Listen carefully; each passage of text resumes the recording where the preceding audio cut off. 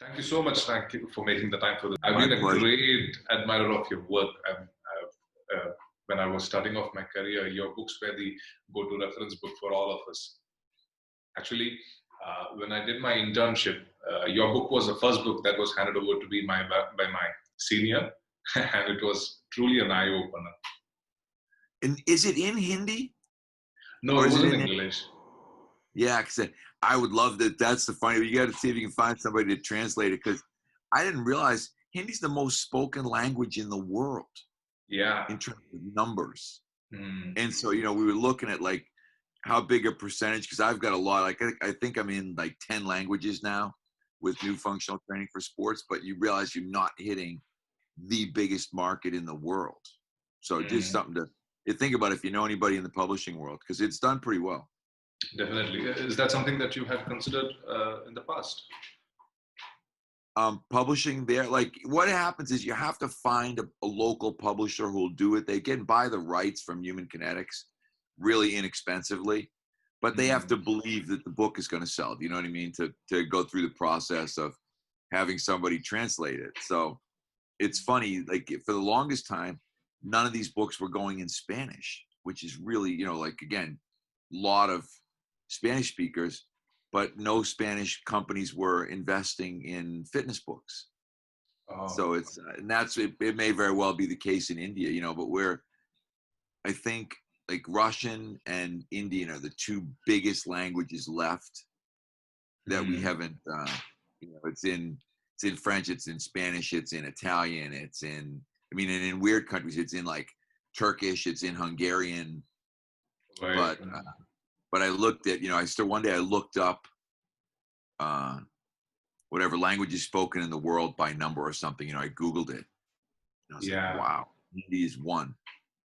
That would actually be a good idea, I guess. I might just get something out of it. So just by chance, if you happen to know anybody in the publishing world, does, because I'm sure there has to be some kind of fitness industry going on over there. It's we wouldn't be doing it otherwise. I'll look around. I'm sure we can find some people. I actually saw a Chinese version of your book on your Instagram handle. I don't know when it was posted, a couple of weeks back. What was that one? Yeah, Chinese. Yeah, the Chinese. It's in simplified Chinese and Mandarin, actually. Oh. So it's that we've hit that mark. The Chinese market, the same thing, is really hot. Like the Chinese fitness market is blowing up. So great, Mike. Talking about Instagram, I was just going through your feed a couple of moments back just before the interview. I actually saw a post of yours where you spoke about joggers and runners, a discussion that was sort of heated up on Twitter. Yeah. What I'm quite curious to know is that I've always found that you've been quite vocal about your opinions based on your experience and research. And you were one of the early adopters of websites and articles and T-Nation articles. So how has the strategy changed in your case to deal with conflicts and difference of opinions and trolls or whatever it is that comes your way? Has it changed, or has it been the same right from the beginning for you? My thing is that I just try to post what I believe to be the truth. And again, that it's my opinion, but I said, if you read through like the Twitter thread, it's really long. I had no idea that it would blow up like it did. I just said that 90% of people I see jogging should be walking. Like I just drive by people and they look uncomfortable. I watch somebody jogging and it looks painful. I think, oh, that person looks so uncomfortable to me. They should be walking. And it's basically runners that get offended, but there's always going to be somebody. One of the things I've realized is that, and somebody just said to me, I don't understand why you get so much negative, but I think I get so much negative because I do have influence. Yeah. If you look at Instagram, I've got 100,000 followers. I've got 50,000 Twitter followers. I do things like this. So people are listening, and that makes people angry, because if somebody says it and you look on their thing and think, oh, you've got 5 followers, no one cares. That doesn't make any difference. No one's going to know that this even happened. But someone like me who is actively using social media, I think it makes people more angry because they realize that it's having an effect. And there's a oh my God, there's something, I should have this so I could quote it a lot easier, but they basically talk about 3 stages of an idea. And the first stage of a new idea is ridicule, right? People, the second stage is violent opposition, and the third stage is acceptance. So whenever you say something like what I said about squatting years ago, people are coming around. That was 2009. It was 11 years ago that I said we're not going to squat, put a bar on our back anymore and squat. And that was really super controversial 11 years ago. Now there's a lot of people who are looking at unilateral training differently and are advocating a lot more unilateral training. So I think you have to be able to look at that stuff and realize that it's okay to take an unpopular stance as long as you're willing to sort of tolerate the backlash. And I am. The good thing for me, I always say to people, I don't care. I don't get offended. I always tell everybody, hey, I'll come home and my wife will still be here. My kids will still be here. My dogs will still be here. My life won't change one bit because somebody says mean things about me on Twitter, so. And that gives me an advantage because, I own my own business. I don't have any responsibilities to anybody. I don't have any responsibilities to any companies. I don't have any responsibilities to any people. I can just say, this is what I think is true. And I'm saying it. I always say to people, I have a huge advantage. I've been doing this almost 40 years. I've been doing it longer than you've been alive, and longer than a lot of people in the field have been alive. So from an experience standpoint, I've been down the road. I've been down every road. I've tried everything. I ran myself. I used to like to run. I still look at running and think, I wish I could run. Because occasionally I would love to just go out and run a mile for time or do something hard. I mean, I'm not totally averse to running. I'm averse to running. It's there was an old Diane Lee, who was a Canadian physical therapist. I used to use her quote all the time in my presentations. And her quote was, you don't run to get fit, you have to get fit to run. And that's the reality.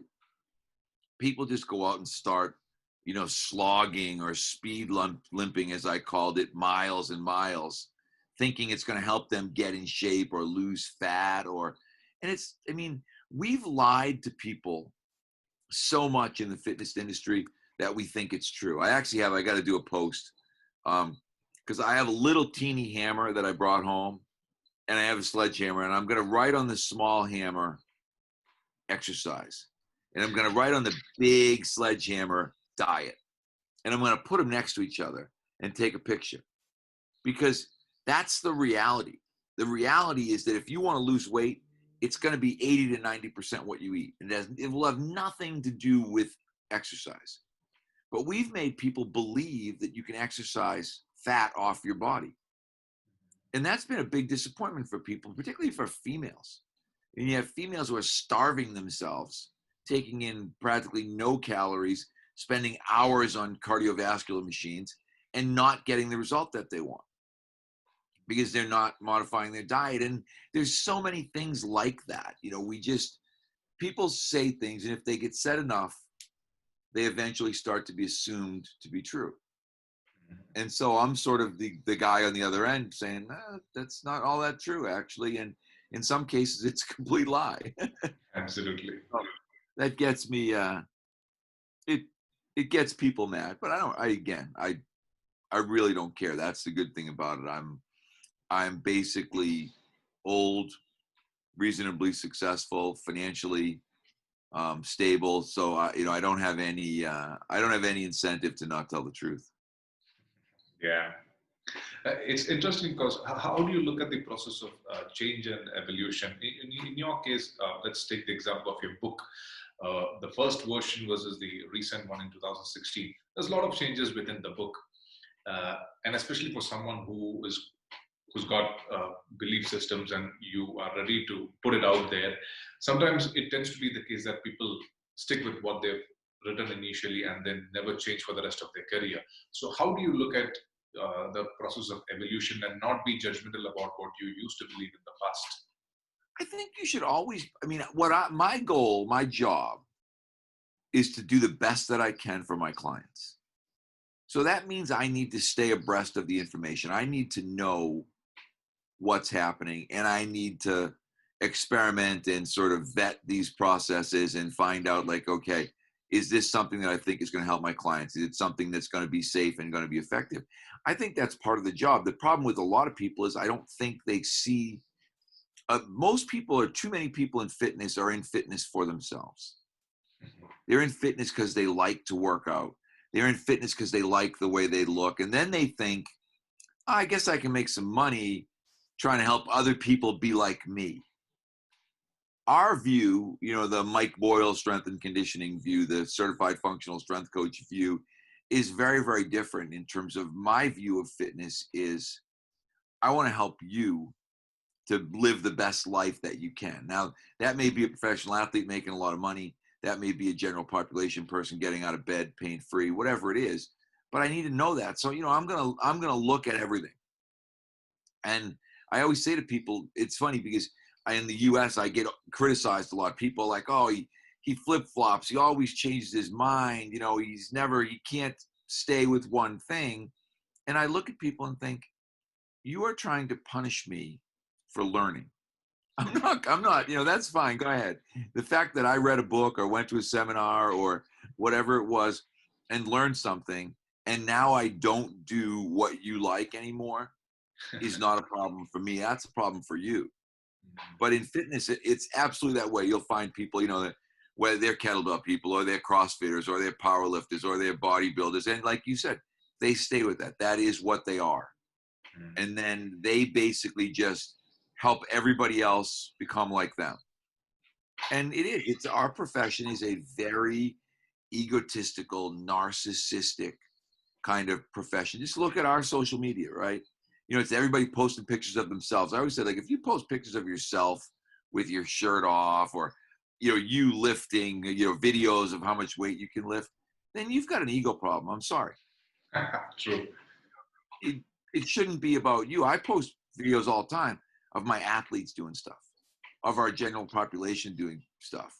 But I mean, obviously I wouldn't be a great subject at this stage of my life anyway, but it's pretty rare that I post videos of myself.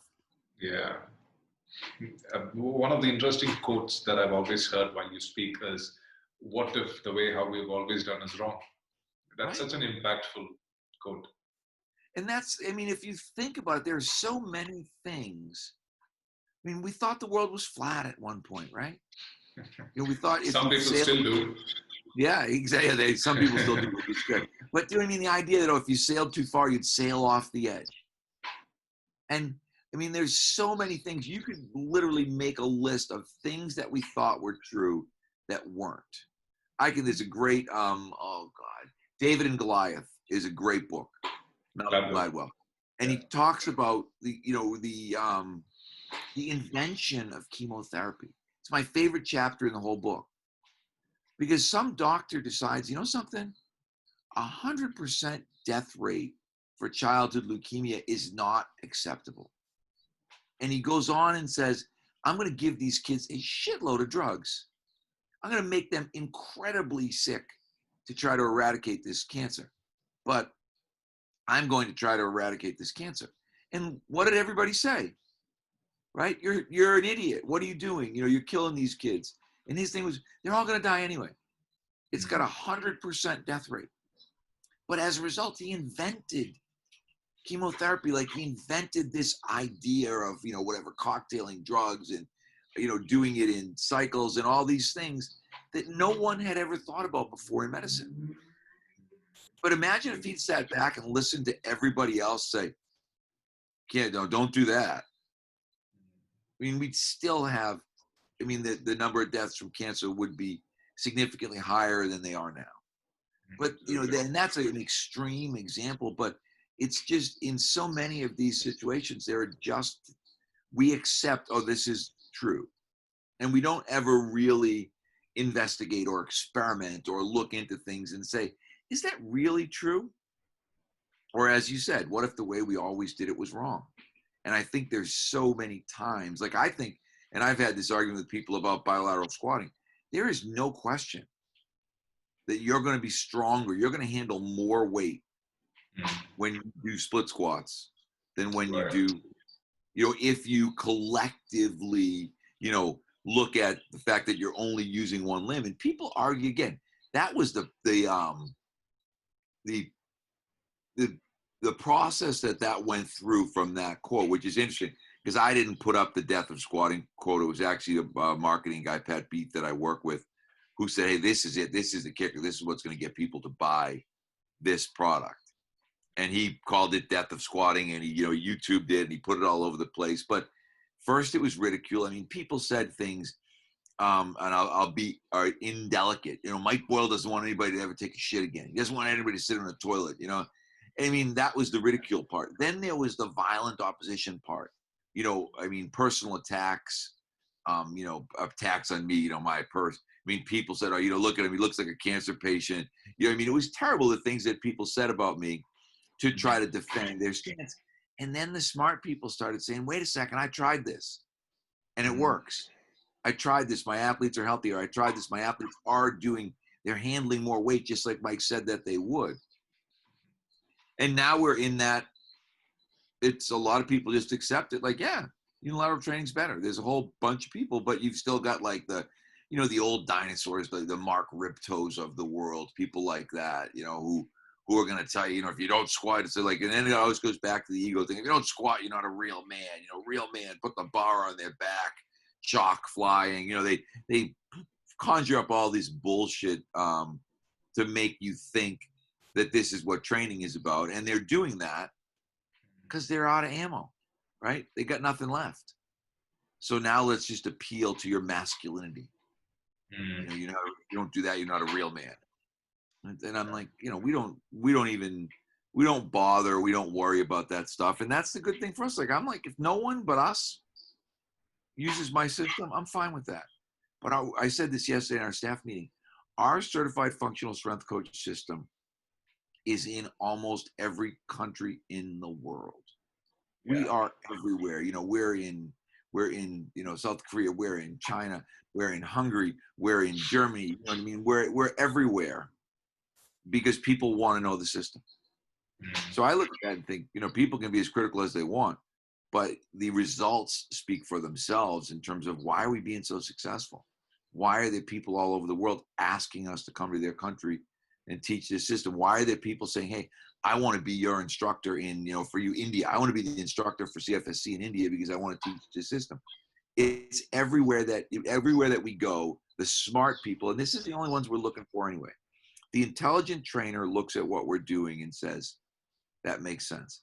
Maybe they go back and check through the references. Maybe they go back and look and say, oh, I got to pick up that book and see if what he said is true. But when they do, they realize that I'm right. There was a thing the other day about, I've been big also on being careful with rotation, not just randomly. And I always say to people, there's a reason. I'm looking at you on the screen right now. There's a reason I can't see my backyard, right?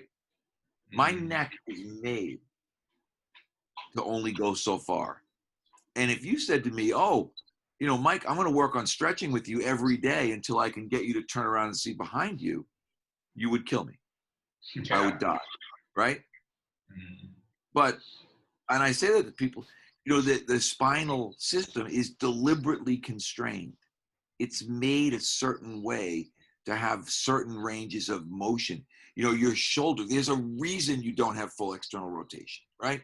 Yeah. All these things are like evolutionary, but there's people out there, just, oh, you should be trying to do this, you should be trying to do that. And I'm like, anatomy says no. The science says no. So, yeah. Sorry, I can ramble. If you need to pull me back on track, just ask me absolutely. love listening to you. So what advice would you give to an intern who interns at your facility or anyone upcoming SNC who doesn't really have immunity towards the influence that they might get from different sources of information? Your book is influential. So would be for them who's at a younger stage, the West Side Barbell system, Mark Ripito system, Charles Poliquin, or whoever the legends are, or the so-called big names in the industry are, there will be a lot of push and pull from different directions. So what would your advice be to stay immune to such things and still stick with practice-based evidence or evidence-based My practice? advice would be look at the science. So, you use like, West Side Barbell is a classic example. West Side Barbell is probably a reasonable training system for powerlifters, but that's what it's for. If you're not training powerlifters, then it's probably not the system. But again, the people get sucked into the macho stuff. I'm going to pull my hoodie up and chalk up and try to lift as much weight as I can. And everybody does that when they're young. I wrote an article called Evolution of a Strength Coach one time. And I always say, it's like the first stage of strength coach is a bodybuilder. He wants to look good. He wants to have arms. He wants to, pose in the mirror, right? The second stage is a power lifter. Because now he realizes, the people that get the real respect are the strong people. I want to be able to go in and, have 500 pounds on my back and be able to move it around. And then I said, stage 3 is the injured powerlifter. Suddenly you're like, wait a second, this isn't going the way I wanted it to go. My back hurts. I get pain down my leg, whatever it is. And then all of a sudden that person ends up where I am, the functional training person.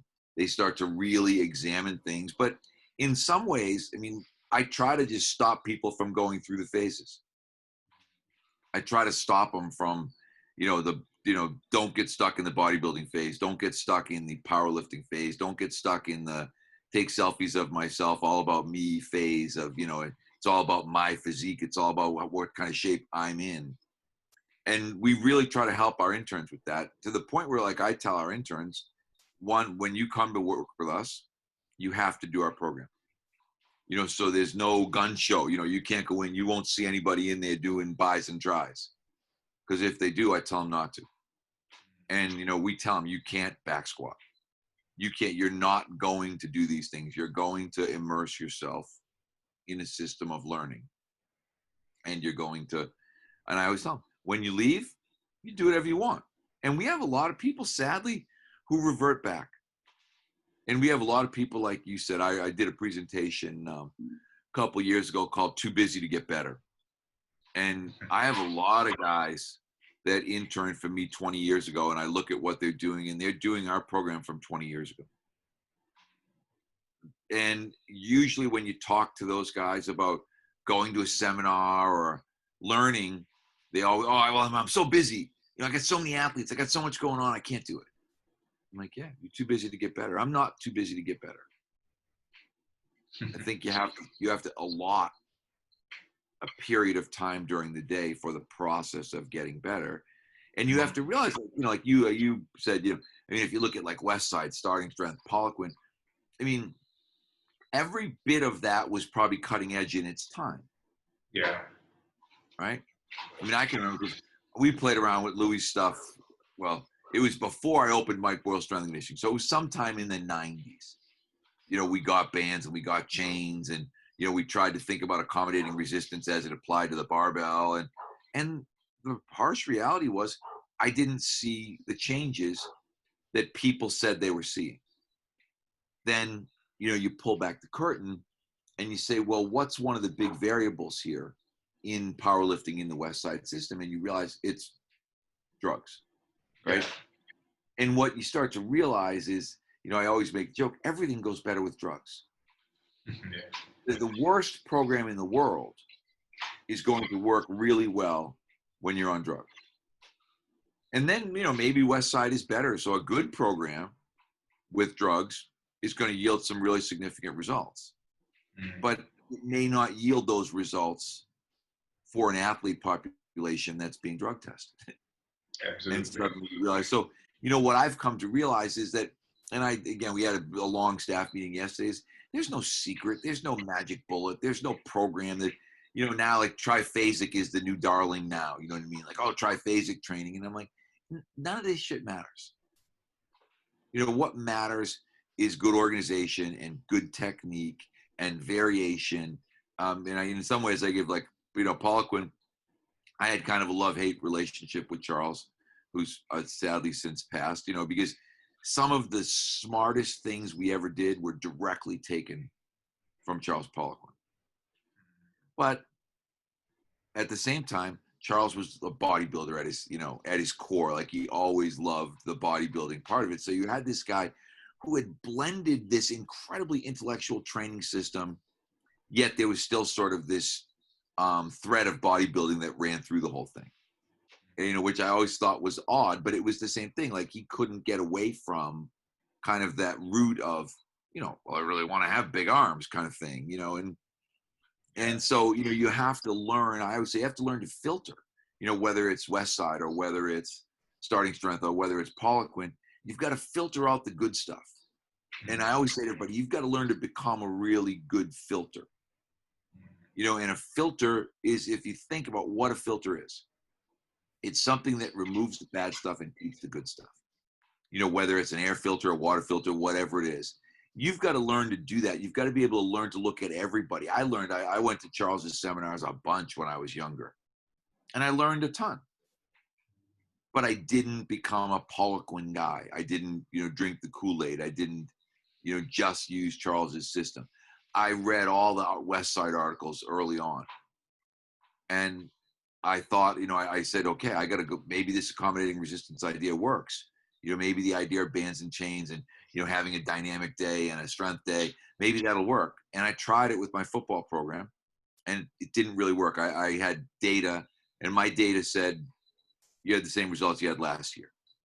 So I kind of started to drift away from some of those things. And I think it's that way with just what I've realized with just about every system that I've experimented with is one of my friends, Chris Doyle, who's a great strength and conditioning coach, said the best program is the one you're not on. The best program is the next program. And so it's that ability to vary, whether it's, varying sets or varying reps or varying contraction type. And that's a triphasic thing, right? Vary contraction type. Yeah, I think you should vary contraction type. But I don't think there is any like magical secret sauce that is out there that we haven't found yet. But it also doesn't mean I won't stop looking. I always think, one of the things, I'm really into sprinting now. I think sprinting may be the most powerful tool in our arsenal, and probably correspondingly the most underutilized. What we're going to do next week, I'm going to do Pat Beats calling it a speed development masterclass, where we're going to talk about the way we try to improve speed. But again, we've rejected a lot of the conventional ideas about speed in the sense that we don't spend a lot of time trying to make people run better. We spend time trying to make people run faster. My fastest runners are not, you wouldn't look at them and think textbook sprinter. Actually, my two fastest, my fastest male and my fastest female, if I showed you video of both of them, you'd say they don't run right. And I'd say you're right, they don't. Both of them have significant flaws from a technical standpoint. But they are the two fastest people that we have. But non-track athletes. What? But non-track athletes. Non-track, yeah. No, and that's what I mean, because I don't care about it. I don't coach track athletes. Like that's my whole point. And we get caught up, just like we do in strength and conditioning, with the track coaches. And suddenly you're running an hour track practice. And I look at it and think speed development, I have about 12 minutes for speed development. So I have to look at what is the most impactful thing I can do in those 12 minutes. And you know what I've realized? I got to warm up, I got to do plyos, and I got to run some time sprints. That's the best use of my 12 minutes for speed development. Yeah. And you know what I mean? So there's just, but it doesn't mean I won't keep investigating speed development. It won't mean I won't stop. I've been learning about speed development forever, it seems like. I mean, I can tell you back, into the 1980s was probably when I first really started to look at speed development. But it, in some ways you start, again, you filter and you start to sort of distill things down to the most basic ingredients, which is really what you want to do. Because now think about us, like, so now we'll talk about, the Indian personal training market or the personal training market in the United States. You got an hour twice a week. What are you going to do? Yeah. That's really what it comes down to. Okay, I got 2 hours a week to try to make a really positive impact on this person. What do I want to do? Am I going to do curls? Am I going to do tricep press downs? Am I going to do leg extensions? Yeah. Like I'd look at that and think, if you do that, you are an absolute idiot. You are wasting this person's time and stealing their money. Because those things, single joint exercises, we can get into the functional versus non-functional debate, but they're just not impactful. Yeah. I need to think in that hour, what's going to be impactful? Soft tissue work, mobility work, lower body strength work. Things that are going to really help a person through their activities of daily living, or in a lot of cases with the adult, help them get out of bed and feel better.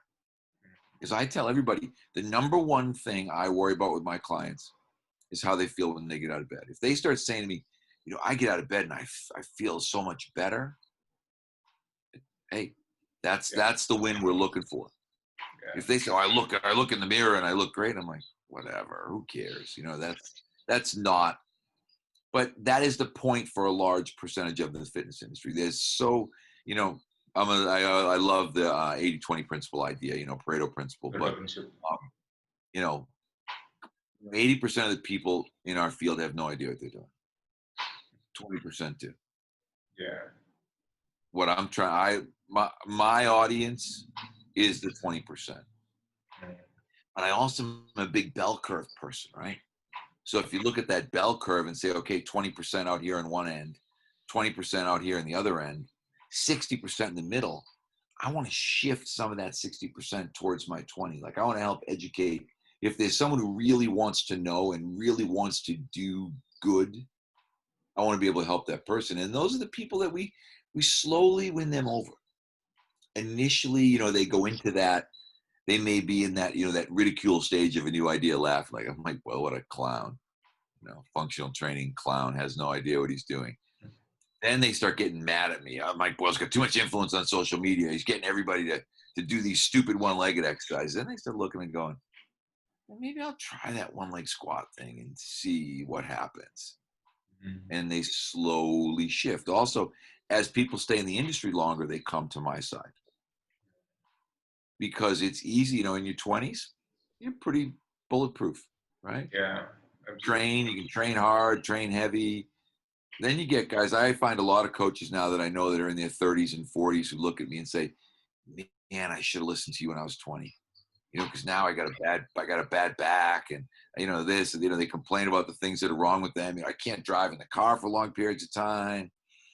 But, and I used to make fun of you. I always said there's a whole group of guys I tease them, but I call them I'll use the word sissy because it's better. I used to think Mike Boyle was a sissy. That's not the word that they used, but they, and now they've come around and they realize, I used to make fun of you. Now I'm becoming like you. And right. And that's what we want. That's impact. Right. Absolutely. Back in 70s and 80s, during the early stages of your career, how was the influence of the Soviet sports science clan and the strength and conditioning field? Oh, it was huge in the 70s and 80s, huge. There was this Russian mystery, again, that they had figured out the training. So we read all kinds. I can remember I spent hours and hours reading initially what was called Soviet Sport Review. So Michael Yesis spoke Russian, and Michael Yesis started translating Russian articles.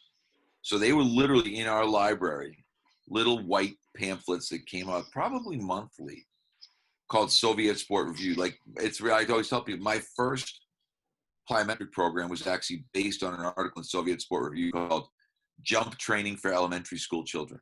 But I remember reading it thinking, this is actually a pretty good system, pretty good idea that they had here, even though they had meant it for elementary school kids. At that time, they were advocating like depth jumps from 8-foot heights and things like that. Shock plyometrics was like the Verkhoshansky thing. But we read all that stuff. Everything you could read, anybody who could get you a translated Russian book. But it was funny when you really started to read into the Eastern European stuff, it was very unsophisticated. You looked at the pictures and they didn't have great equipment. And they were doing things with old gymnastics equipment and stall bars and pommel horses and all these things that they were finding ways to make into equipment. Yeah. But we were fascinated over here because, obviously the Olympic arms race kind of thing, who's going to win the most medals. But again, nobody factored in nationalized drug programs. Yeah. And when you looked at like the East Germans who were being really successful and the Soviets who were being really successful, there appeared, or at least by, if you believe what you read, there were nationalized drug programs and I always think, and one of the things I say to people all the time is never trust anybody who gives you training information who uses anabolic steroids, because they are, in the research world, they are the definition of a confounding variable. Because you look at this, so I started then later on. So for me, like probably in the 90s, I really started studying natural bodybuilding. I started reading everything that I could read that anybody was writing, any book anybody wrote, any article that anybody wrote who was a natural bodybuilder. And that led me to this. There was a crowd called the Hard Gainer crowd. This guy, Stuart McRobert, he wrote a book called Brawn. And he wrote the Hard Gainer column then, I think, for Iron Man magazine or for, one of the really early muscle magazines. But you started to realize that a lot of what you were reading when the drugs were taken out was almost the opposite of what you were reading when the drugs were inserted. The hard gainer person, the natural bodybuilder, was advocating really controlling the volume. And I started looking and saying, wait a second, I'm trying to keep my athletes from using drugs. I'm trying to teach them how to be successful drug-free. So I started really becoming an advocate of low volume training, because I started to think, like I said, I think the narrative is really tainted by the drug users, by the bodybuilders, by the powerlifters. And so I started to be, again, more selective in my filtering. What was I going to read? Or if I did read something, I need to take that with a grain of salt. I need to look at that and think, if this guy, particularly now, because there were a lot of guys, and this was, and I give Louis Simmons credit for this. Louis Simmons openly admits to his drug use. And as a result, like I said, for me, it makes me question the value of his advice, but I still admire him for not hiding something that is a huge confounding variable. And when you look at the West Side system, I would say, if I was looking at it, that there's probably a relatively small number of those big West Side name guys that were in fact all natural, drug-free, drug-tested kind of thing. Yeah. So you've always had that kind of confounding variable in that. So you take a guy, and again, if you watch the West Side guys lift, they're highly motivated, right? So you take a highly motivated guy and you combine that with drugs, and then you combine that with an innovative training program, you probably get really good results. I would think that would work in any setting with any training program. You could substitute whatever you wanted, starting strength, Poliquin, triphasic, and say, I'm going to get really motivated guys and I'm going to encourage them to take steroids. You're going to get good results. The difference for me is when you take that out, when you move to like the world that I want to be in, the drug-free world, the drug-tested world, suddenly you're like, oh, these things are not going to work the same way.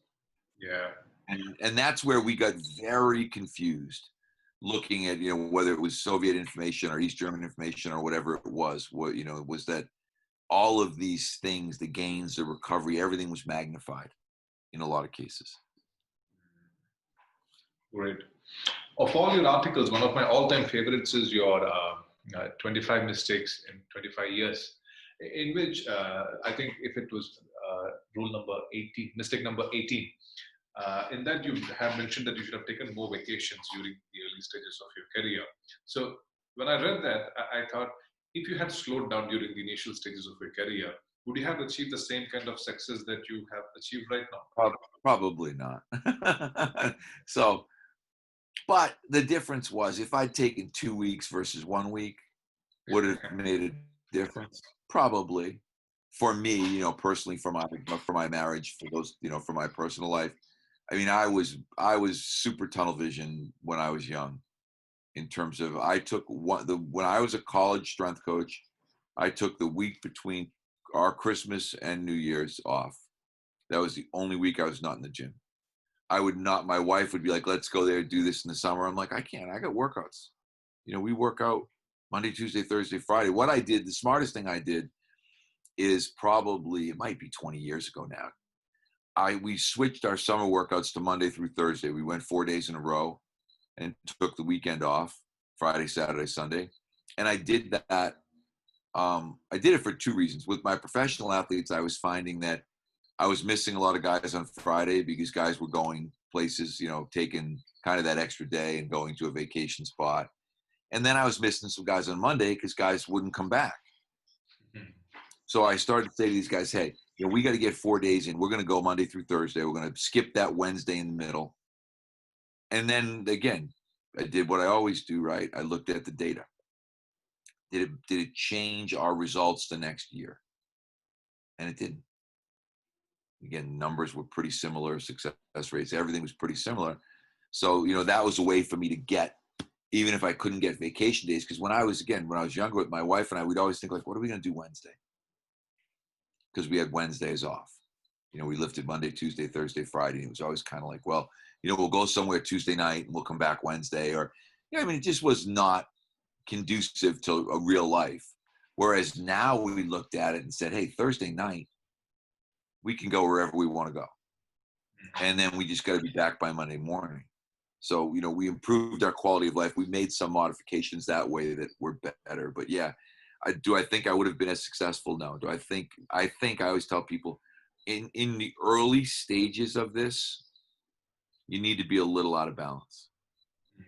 But you need to know you're a little out of balance, and you need to realize, okay, at some point, I'm going to have to right the ship a little bit, or my personal life is going to suffer. And that's what happens again with a lot of people in our field, is they don't get to that point of realizing, okay, you know, now I'm a husband and now I'm a father, and I need to develop a better balance in my life. Mm-hmm. And they end up divorced, or they end up where they have poor relationships with their kids or whatever it is. And so for me, I was lucky in the sense that I was able to, a big turning point for me when my daughter got to be 12. My daughter's a very good ice hockey player. And I started to realize I want to be at her games. And suddenly her game shifted from morning to night. Mm-hmm. And I started to realize, okay, I need to change my schedule. I need to start to prioritize being there, physically present for her. Right. And in some ways I look at it and think that's, you know, and I've said this talk a lot with people. I should have been that way for my wife sooner, but I wasn't. And, you know, and I've told the story, but it nearly cost me being married. And so luckily it didn't, but it came close. One question that came from one of my friend, I felt it was quite interesting. So the question was that you are someone who've quite made it in life, as a coach, as a speaker, as an author, as a business owner. So did you, at about 30, when you were 30 or 35, did you have an understanding that you were heading in the right direction? Did you get that gut feeling that whatever I'm doing is right? Or where did you look for that validation to see if things were going right or wrong? Give me 2 seconds. I actually realized I'm writing a note right now about what I just told you, because sometimes I tell stories and then I realize I haven't told them before and I need to do it. I need to add it to this presentation that I'm going to do for Exo. So give me 5 seconds.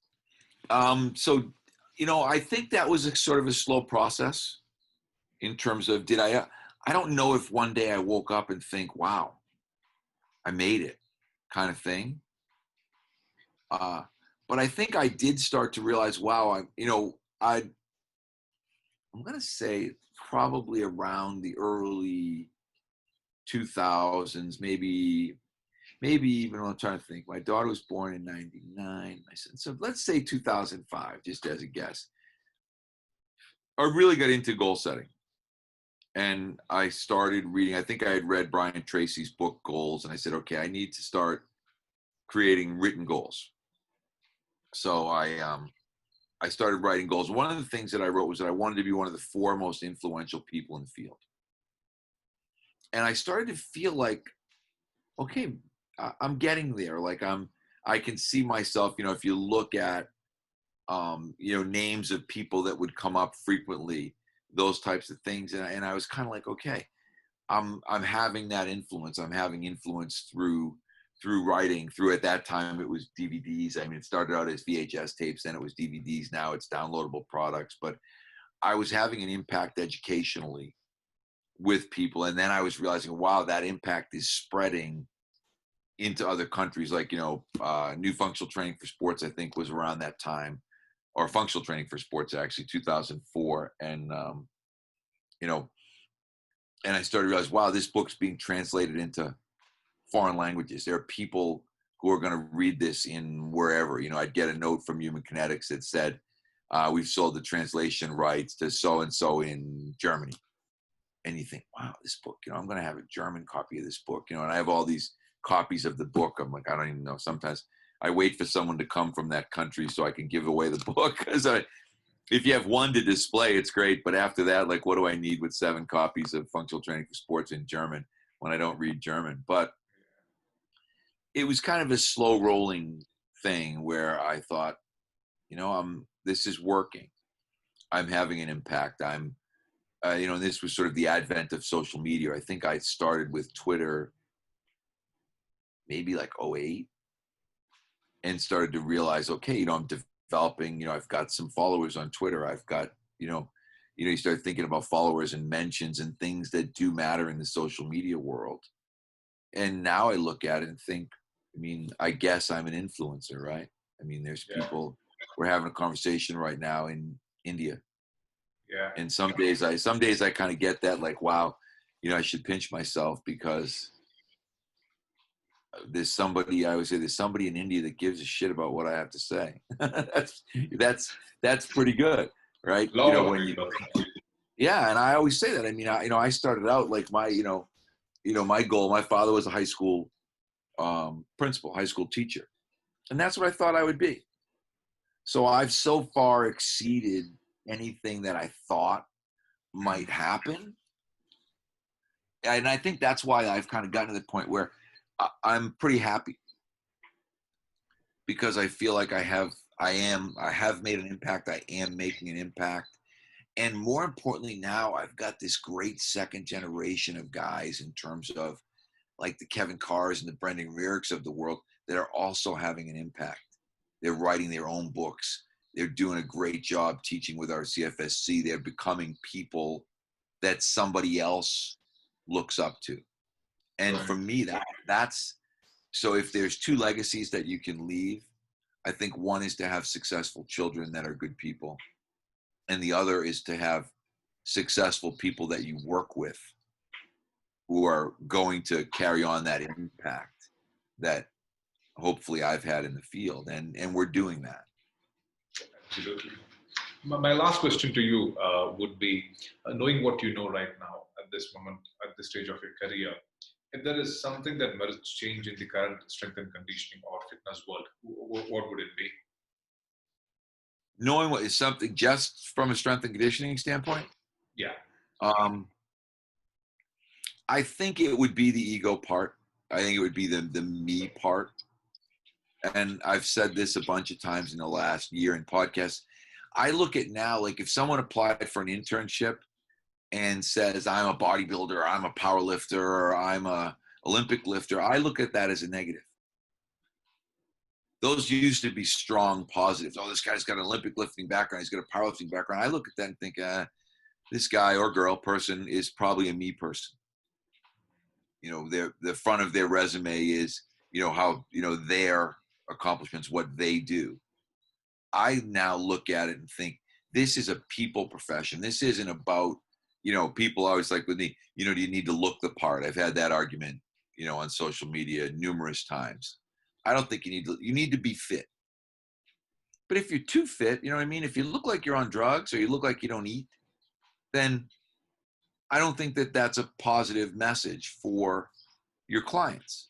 Yeah. So, I watch some females constantly posting pictures of how lean they are. Look at me, look at me, look at me, I'm ripped.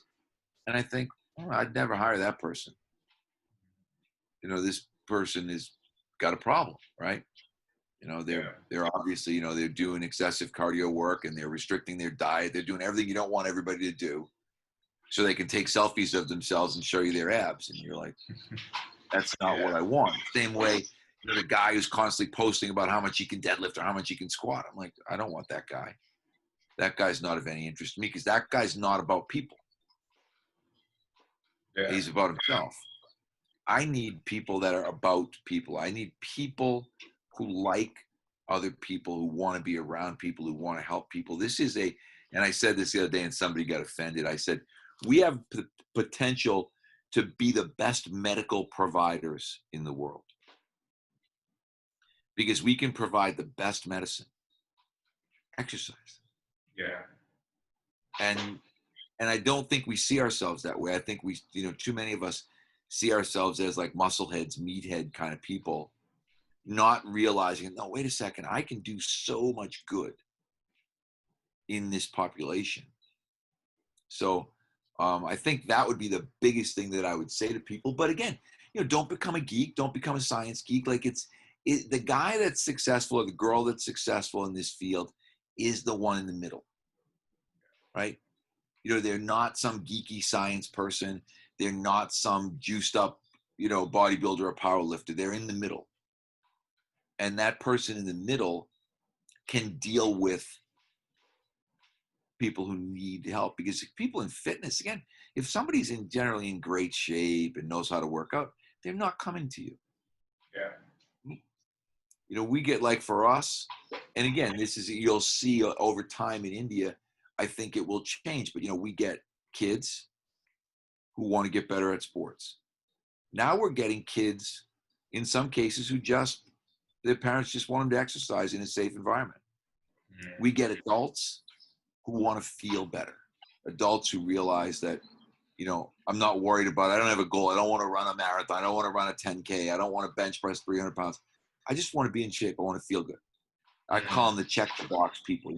They want to check the box. I worked out 3 times this week, right? And then we get our professional athlete clientele, totally different, in terms of these are people who are making their living by doing this. Like, you've got to be able to balance all of those things. It's not any one. I mean, and you could decide, hey, this is the only one I want to deal with. But if that only one you want to deal with is a professional athlete one, you won't have a business very long, because there's not enough of a market for it, and it's too competitive. True. Well, thank you so much, Mike. Thank you for such valuable information. It's always a pleasure to have a chat with you. And have you been to India? What? Have you been to India? No, I have not. I've had numerous invitations. I'm not as excited about travel as I was either when I was younger. I've been to China a couple times. One thing I've realized is that multiple time zone travel, like, I like to go someplace, do a talk, and come home. Mm-hmm. When I have to go someplace and it takes me a day to get there, and a day to get home, right, that's 3 days of my life I don't get back. And I'm at the stage, so, but I do think, like I said, now that, we need to make inroads into India, because, I mean, I don't know how big the fitness population is, but the population itself, particularly in the world, huge. It's a market. It's an untapped market for us from a certification standpoint. Mm-hmm. So I haven't been, but I'll get somebody to go. That's definitely something that we can work towards. Get the certification. And then, if you know somebody in the publishing world, pitch the book idea.